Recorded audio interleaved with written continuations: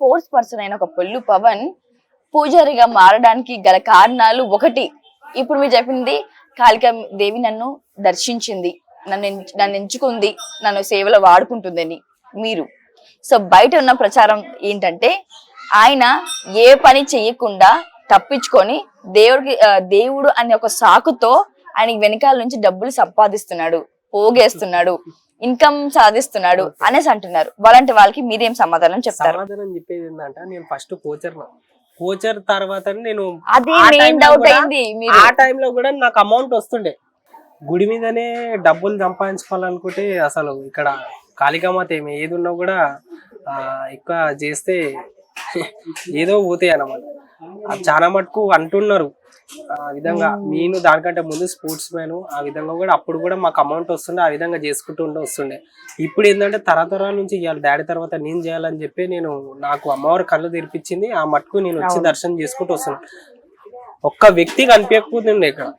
ఒక వ్యక్తి ఒక కొబ్బరికాయలు ఒక టెంకాయ కొనాలంటే 8 కిలోమీటర్ అవతల పోయి కొనాల్సి వస్తుంది. నేను చేసిన మంచి పనికి నేను నా పిల్లలు కష్టపడ్డ దానికి కొన్ని వందలాది మంది బతుకుతారు షావులు పెట్టుకొని.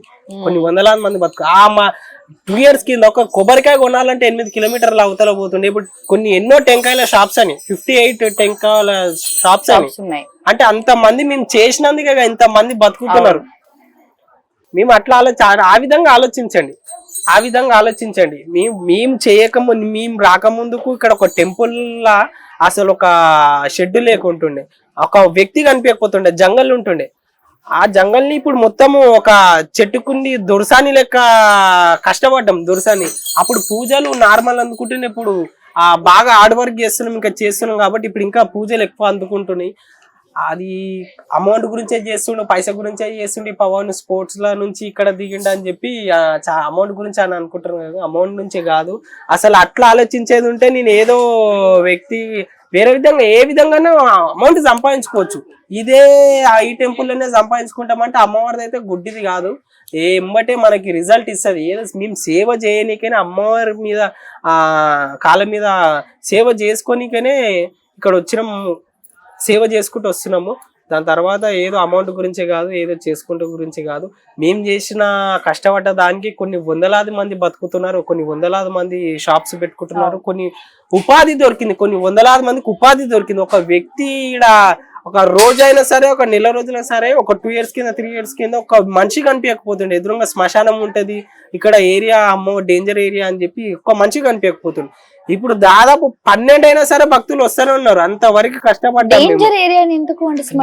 ఎదురుగా శ్మశానం కాడికి మనం ఎక్కువ పోతామా, అందుకని డేంజర్ ఏరియా అని చెప్పి ఇక్కడ మొత్తము అడవి లెక్క ఉంటుండే, చెట్లతోటి గానీ అక్కడతో డెవలప్మెంట్ మొత్తం క్లీనింగ్ చేపించడం గానీ అట్లా చేయడం గానీ చాలా కష్టపడ్డాం అమ్మ. మేము ఏంటంటే మేము ఇంటర్వ్యూ ఇవ్వక ముందు ఫస్ట్ ఇంటర్వ్యూలో చూడండి టెంపుల్ ఎట్లున్నదో, ఇప్పుడు ఈ ఇంటర్వ్యూ వరకు చూడండి ఈ టెంపుల్ ఎట్లున్నది, ఎట్లా ఏ డెవలప్మెంట్ చేసినాము, ఏంది ఏం కథ అని చెప్పి కొందరు అనుకుంటారు. కానీ ఇక మీరు అనేది రూమర్స్ వాళ్ళే, అమ్మవారే సమాధానం చెప్తుంది. నేను ఎక్కువ రియాక్ట్ అయ్యే అవసరం లేదు, నన్ను ఇట్లా అంటారు అని చెప్పి. నన్ను ఎవరెవరు అంటున్నారు, ఏం కథను అది ఎంబటే పబ్లిక్ జనాల భక్తుల రూపం అయినా సరే, ఆ అమ్మవారి రూపం అయినా సరే మీకు రిజల్ట్ వస్తుందని నేను చెప్తాను.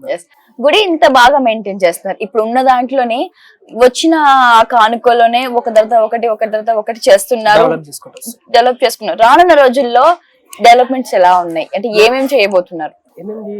నార్మల్ గా ఇక్కడ ల్యాండ్ సరిపోతలేదు మనకి. ల్యాండ్ ఉన్నది కూడా చిన్న ల్యాండ్ లో ఉన్నది, కొన్ని వందలాది మంది ప్రజలు వస్తున్నారు, ఆ జాగా సరిపోతలేదు అనమాట. ఈ అమౌంట్ లో సరే ఏదైనా సరే మేము కొంచెం గవర్నమెంట్ నుంచి కొంచెం సపోర్ట్ తీసుకొని ల్యాండ్ కొంచెం రెంట్కి కానీ లేకపోతే ఏదో ఒకటి తీసుకొని చేయాలని మేము అనుకుంటున్నాము. ఇంకోటి ఇక్కడ అన్నదాన కార్యక్రమం నెలకోసారి పెడతాం కదా, వీక్కి 1 time పెట్టాలని చెప్పి అదొకటి అనుకుంటున్నాం. ఇంకా ఆ టెంపుల్ ఇంకా వాటర్ మంచి వాటర్ లేవు ఇక్కడ, మంచి వాటర్ ఇప్పించడం కానీ రోడ్ గురించే కానీ. మీకు శిక్షణ ఏ ఇయర్ లో తీసుకున్నారు? మీకు ఇచ్చిన గురువు ఎవరు? మా గురువు భరత్ స్వామి.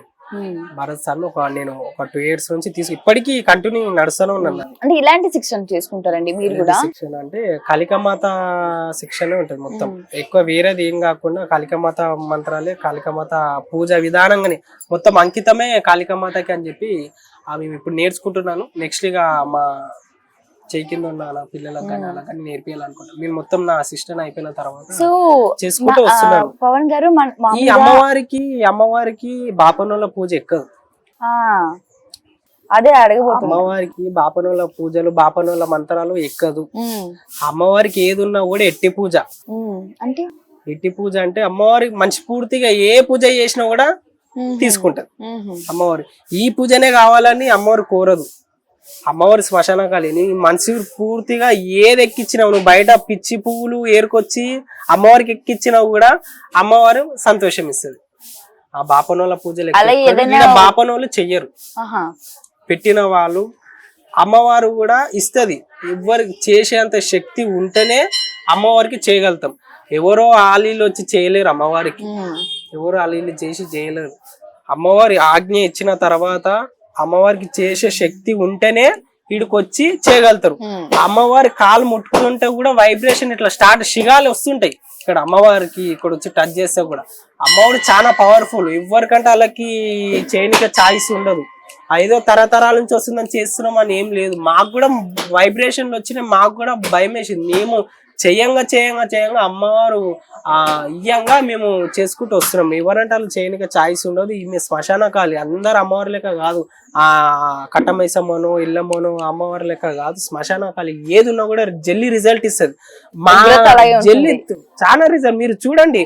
మొన్నటి దాకా ఒక 6 months అవుతుంది అమ్మవారి మీద మనిషి బూడిద చల్లిపోయాడు. బూడిద చల్లిపోయి ఎమ్మటే మళ్ళా చుట్టుపక్కల ఉన్న శివసత్తులకు అందరికి శిగాలు వచ్చి మళ్ళీ అమ్మవారి పెయి మీదకి వచ్చి చెప్పింది, నన్ను నా మీద ఆ బూడిద ఉద్రేకం లేవట్టు అంటే కోపంగా నన్ను అది చేసిరు అని చెప్పడం వల్ల మళ్ళా ఆ వ్యక్తిని పట్టుకొని మళ్ళీ ఆ వ్యక్తిని కొట్టి పంపించడం జరిగింది. అంతవరకు భయంకరంగా ఇక్కడ మంచి పచ్చి మంత్రగాలు వస్తుంటారు అన్నమాట. ఇక్కడ పచ్చి మంత్రగాలు వస్తుంటారు. చాలా పవర్ఫుల్ ఉంటది అమ్మవారు. ఇక్కడ ఏది ఉన్నా ఏది ఆటలు సాగవు. ఈడ ఏ పప్పులు ఎవరు పప్పులు ఉడకవు. ఏది ఉన్నా కూడా అమ్మవారు దర్బార్లో వచ్చి దర్శనం చేసుకొని ఏదైనా కోరికలు మంచి కోరికలు ఉంటేనే తీరుస్తుంది. చెడు కోరికలు ఏదున్నా కూడా మళ్ళా నీకే తీసి దెబ్బ కొడుతుంది అని చెప్తా ఉన్నా. మా మీద కూడా కొన్ని కామెంట్స్ వస్తున్నాయి ఇట్లా ఈ విధంగా కాదు. మేము మళ్ళీ రివర్స్ చెప్పే అవసరం లేదు. మీకు ఖచ్చితంగా మళ్ళీ అమ్మవారు చెప్తుంది ఎట్లా చెప్పాలో సమాధానము. ఆ విధంగా మీరు తీసుకోండి. నేను ఒకటే మాట అంటా ఉన్నాను. సో ఏ పూజ చేసినా వెంటనే రియాక్షన్ వస్తుందని చెప్పి అన్నారు కదా, అట్లా నెగిటివ్ గా కూడా చేసినా కూడా నెగిటివ్ తొందరగానే అవుతుంది. నెగిటివ్ అంటే అమ్మ ఇప్పుడు మనకి చెడు మనకి ఏంటంటే 3 తోవలల్లా దాటుకుంటూ పోతుంటారు. ఇప్పుడు పెద్ద మనుషులు ఏం చేస్తారంటే మనకి హెల్త్ బాగా లేకుంటే పెద్ద మనుషులు అన్నం తీయడం కానీ గుడ్లు తీయడం కానీ 3 తోవలల్లా పాడిస్తుంటారు. ఇక మనము తెలిసి ఏదో రోడ్డు మీద ఊతుకుంటా మనం తొక్కుకుంటా పోతాం అన్నమాట. అక్కడ ఉన్న గాలి సోకడంగానే మన మీద పడిపోతుంది. మనం టెన్షన్ గా అదైతుంటాం. ఇక్కడ ఈ టెంపుల్లోకి వచ్చి దర్శనం చేసుకొని గుమ్మడికాయ కొట్టించుకొని బూడిద గుమ్మడికాయలు దీపం పెడితే ఏది కూడా వెళ్ళిపోతుంటది. కొందరు ఏం చేసి వ్యక్తులు తీసేసి బండ కింద పెడతారు. మనం తెలియక బండ దాటిపోయినా కూడా మన మీద మనకి పడుతుంటది అన్నమాట. వచ్చి ఇక్కడ టెంపుల్ కి వచ్చి చేసుకుంటే అయిపోతుంటది. ఏదో ఫేమ్ గురించో పైసా గురించి రాలేదు. కంపల్సరీ ఫేమ్ గురించో పైసా గురించి రాలేదు. అట్లా చేసేది ఉంటే నేను కూడా ఇన్స్టాగ్రామ్ లో ఫేమస్ అయ్యేది ఉంటే నేను డైలాగులు కొట్టుకుంటాను ఫేమస్ గా. ఇంతోటి డైలాగులు కొట్టి ఫేమస్ అవుతున్నాను. మేము అమ్మవారి నిత్యం 9 రోజుల అమ్మవారి గురించే ఎంతో స్ట్రిక్ట్గా ఉంటారు. అమ్మవారి గురించి నవరాత్రులల్లా 9 రోజులు అమ్మవారిని పెట్టి ఎంత స్ట్రిక్ట్గా ఉంటారు. నీసుని తినరు. ఏది అంటే చిన్నగా భయంకరంగా 9 రోజులు బాగా భయంగా ఉంటారు. మేము అనునిత్యం అమ్మవారి కాడ ఉంటాం. అనునిత్యం అమ్మవారికి సేవ చేసుకుంటాం. మేము ఎంత స్ట్రిక్ట్ ఉంటాం, ఇంకా చాలా స్ట్రిక్ట్ ఉంటాం. ఏదో రూమర్స్ లో ఎంతో కొందరు అడ్డమైన వాళ్ళు చెప్తే మేము అన్ని సమాధానం ఇచ్చే అవసరం లేదు. మళ్ళీ ఎంబట్టే మళ్ళీ అమ్మవారు ఖచ్చితంగా సమాధానం ఇస్తుంది. ఈ ఆశ తమాషా అమ్మవారు కాదు, శ్మశాన కాలి. ఏది ఉన్నా కూడా వెనకాల ముంగలు ఆలోచించే నేను మాట్లాడాలని చెప్పి నేను చెప్తా ఉన్నాను. ఏది ఉన్నా కూడా మా మీదకి వచ్చినా కూడా అమ్మవారి మీదకి వచ్చినా కూడా అమ్మవారు ఏది ఉన్నా కూడా చూపిస్తారు రిజల్ట్. ఇవి కామెంట్స్ అని వస్తుంటాయి మేడం. రూమర్స్ లేనిది డెవలప్ అయ్యేది ఏది లేదు. ప్రతి దాంట్లో రూమర్స్ ఉన్నాయి. సో చివరిగా ఇంకా బోనాల పండుగకి ఎలా ఉంటుందండి ఇక్కడ సిచ్యువేషన్, వాతావరణం ఎలా ఉంటుంది? పండుగ ఆషాఢ మాసం స్టార్ట్ అయిందంటే దాదాపు నెల రోజులు ఇక్కడ యూత్ కానీ అక్కడ ఓల్డ్ వేలు కానీ శివసత్తుల షిగాలు కానీ బోనాలు కానీ చిన్న పూరల కానుంచి పెద్దల దాకా పోతరాజుల వేషాలు కానీ బాగా మంచిగా పెద్ద జాతర అవుతుంటది. ఆషాఢ మాసం నెల రోజుల దాకా ఇక్కడ బాగా గోల్కొండల ఇట్లా జాతర వాతావరణం కనిపిస్తుంటది యూత్ వాళ్ళది. ఇక్కడ ఫలక్నామా కాళీమాత కాడ కూడా అంతే ఎనర్జీ అంతే ఇక్కడ జాతర జరుగుతుంటది. బోనాలు కూడా దాదాపు ఒక 15,000 పైనే బోనాలు ఇక్కడ వస్తుంటాయి అన్నమాట. దూరం దూరంకి వెళ్ళి కూడా ఫస్ట్ ఇక్కడ ఉన్న గ్రామ ప్రజలు ఈడొక బోనము పక్కకి మళ్ళా లాల్ దర్వాజా అని చెప్పి లాల్ దర్వాజా మంకలమ్మ టెంపుల్ ఆడ మళ్ళీ ఇంకోటి చార్మినార్ 3 బోనాలు తీస్తారు అనమాట ఇక్కడ ప్రజలు. ఫస్ట్ ఇక్కడ దాని తర్వాత లాల్ దర్వాజా తర్వాత చార్మినార్ కాడ చేస్తుంటారు అనమాట. ఇక్కడ ఎక్కువ శాతం జాతర వాతావరణం బాగా ఇక్కడ ఉంటది అనమాట. దర్శనం చేసుకొని మొత్తం పండుగ వచ్చిందంటే విలేజ్లకి వెళ్ళి ఇంటికి వచ్చి చేసుకొని పోతుంటారు. కొత్తగా పెళ్ళైన అల్లుడు కూడా తీసుకొని వచ్చి ఇక్కడికి వచ్చి దండం పెట్టుకొని పుంజను ఓపించుకొని దావత్ చేసుకుంటారు ఇక్కడ ఎక్కువ శాతం. సో మామూలుగా మీరు చెప్పినట్టు బ్రాహ్మణ్ పూజకి ఆ మంత్రాలు ఇక్కడ పని చేయవు. మీరు ఎలాంటి మంత్రాలు వాడుతుంటారు? అంటే ఏంటి, ఎలా పూజ ఆవిడ ఎలాగా మామూలుగా వాడుక భాషల్లోనే చేస్తుంటారు, దేవతకి ఏమైనా కొత్తగా ఏమైనా కొత్తగా ఏంటంటే అమ్మవారిని ఏదైనా ప్రాబ్లం చెప్పాలనుకున్నా గానీ పర్సనల్ గా ఉంటాయి అవన్నీ మంత్రాలు చదువుకుంటూ మీరు శిక్షణ పొందిన దాంట్లో మేము చేస్తుంటాము. ఇక్కడ ఎక్కువ శాతం అయితే బాపనోళ్ళ పూజ అయితే నడవదు, ఏం చేయదు. ఏందా పర్సనల్ గా మేము మనిషి పూర్తిగా ఏది చేయాలనుకో కూడా అమ్మవారికి చేసుకుంటూ ఉంటుంటాం అన్నమాట.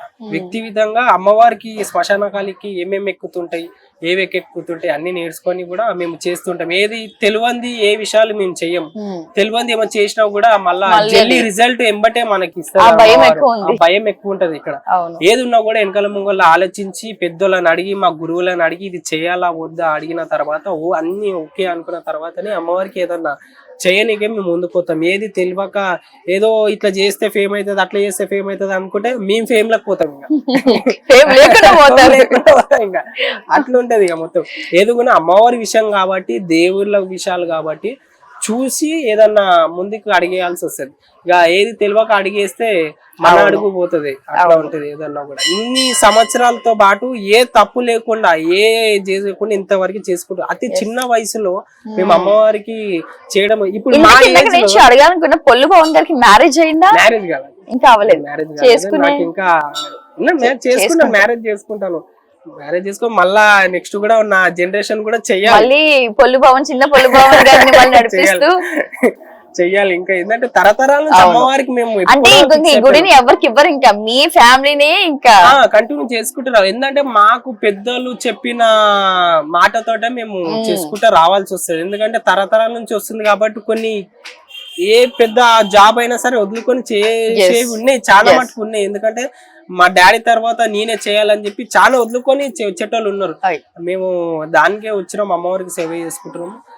పెద్దగా అనునిత్యం అమ్మవారి సేవలనే మేము మునిగిపోతున్నాం తప్ప మేము ఏది ₹1 ఆశించలేము. ఏది ఏ వీడియోలైనా చూడండి ₹1 ఆశించేది లేదు, ఏం చేసేది లేదు. ₹1 పబ్లిక్ ఇచ్చినా కూడా మేము గుడి డెవలప్మెంట్ కి అన్నదాన కార్యక్రమంకి అమ్మవారికి మళ్ళా పూజ సామాన్లకి మేము వాడతాం తప్ప మేము సొంత ఉండదు. మాకు ఇచ్చే జీతాలు కూడా ఎవరు జీతాలు ఇయ్యరు. మేము ఏది ఉన్నా కూడా అమ్మవారికి సేవ తదుపరి క్వశ్చన్ అదే. సో వచ్చే ఫండ్స్ లోనే అతి తక్కువ చూస్తుంటేనే అర్థమవుతుంది ఈ సిచ్యువేషన్. మీకు ఉండుంటే ఇంకెంత బాగా డెవలప్ చేసేవాళ్ళు. సో వచ్చిన దాంట్లో మీరేం తీసుకుంటారు? మీరు టెంపుల్ కి ఏం ఖర్చు పెడుతుంటారు? తీసుకునేది ఏముండదు మేడం. ఏంటంటే డాడీ జాబ్ చేస్తాడు, ఖర్చు ఎలా సాగుతుంది? డాడీ జాబ్ తోటే మేము. ఏం జాబ్ అండి డాడీ? సూపర్వైజర్. Daddy supervisor. ఆ జాబ్ చేసుకుంటూ మదర్ కూడా జాబ్ చేస్తుంది. ఆ మదర్ నేను చేసుకుంటా నడిపించుకుంటూ వస్తుంటాం అన్నమాట. అట్లా ఆ విధంగా ఇల్లు గడిచిపోతుంటాం. Right, thank you so much. మేము అడగగానే మీరు రద్దీ ఉన్నా కూడా మా టైం ని మాకు వాల్యూ ఇచ్చి మా రెడ్ టీవీకి ఇంత గొప్ప అవకాశం కలిగినందుకు థ్యాంక్ యూ సో మచ్. మీలాంటి ఛానల్ కూడా కొన్ని తెలియాలి, ప్రజలకు తీసుకుపోవాలి. అట్లా మీలాంటి ఛానల్ తీసుకపోతేనే కొన్ని వందలాది మంది జనాలకి తెలుస్తుంది. వాళ్ళ ప్రాబ్లం ఏదున్నా కూడా ఇక్కడ సాల్వ్, అరే ఇక్కడికి పోతే ప్రాబ్లం సాల్వ్ అవుతుందంట అని చెప్పి వాళ్ళకి ఒక నమ్మకము వాళ్ళకి మీరు ఒకటి చేసినట్టు ఉంటది. మీకు కూడా ఒక పుణ్యం కట్టుకున్నట్టు మీరు చేస్తుంటారు. సో విన్నారు కదా, ఫలక్నామా కాళికా మందిర్ టెంపుల్ అంటే సాధారణమైంది కాదండి. సో ఎలాంటి సమస్యలైనా చిన్నపిల్ల చదువు దగ్గర నుంచి పెద్దవారు అనారోగ్యం వరకు కూడా ఇక్కడ ప్రతి సమస్యలకు మనకి సొల్యూషన్ దొరుకుతుంది. సో వచ్చి పొల్లు పవన్ గారు ఎప్పుడు అవైలబుల్ లో ఉంటారు. మీకు కావాల్సిన సమస్యలు చెప్పుకొని పూజలు చేయించుకొని అన్ని నయం అవుతాయని నేను కూడా హామీ ఇస్తున్నాను. Thank you so much. Thank you for watching this video.